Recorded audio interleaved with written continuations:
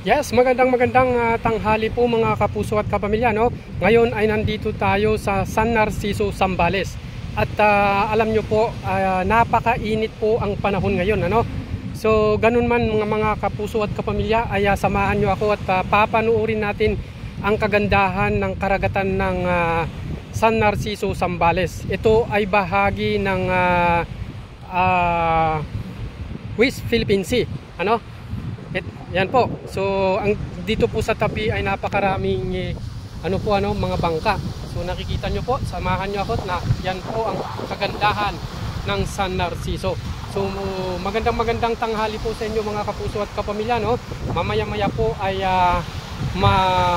swimming daw kami rito, sabi ng aming kasamahan, ano, yung mga kasama naming mga driver diyan, no? So yan po, sa mga nais gustong magpunta po rito at wag na kayong mag-atubili.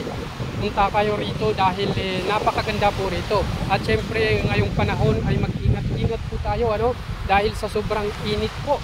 At baka po magkakaroon tayo ng stroke, ano? Karamihan sa ganitong panahon ay maraming nahihit stroke. So mag-ingat-ingat po tayo mga kapuso at kapamilya. Yan po ang kagandahan ng buong San Narciso. Maraming salamat po.